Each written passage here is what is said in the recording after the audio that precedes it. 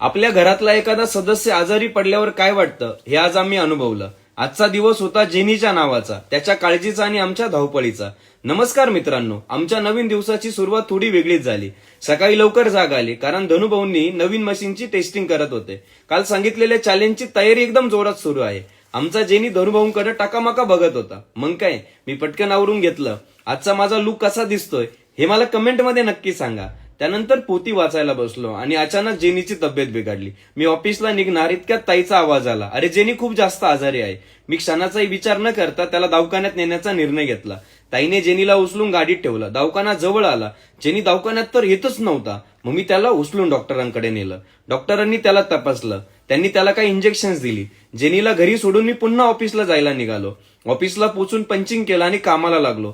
काही पेमेंटची कामं बाकी होती, त्याचे चेक्स लिहून गौरवकडे दिले. थोडी भूकही लागली होती म्हणून आम्ही सगळे मिळून बाहेर गेलो.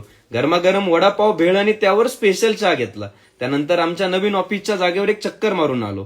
काम कसं आणि कुठपर्यंत आलं याचा आढावा घेतला. जेनीला नक्की काय झालं असेल कमेंटमध्ये नक्की सांगा. तर भेटूया उद्याच्या नवीन व्लॉगमध्ये. तोपर्यंत काळजी घ्या.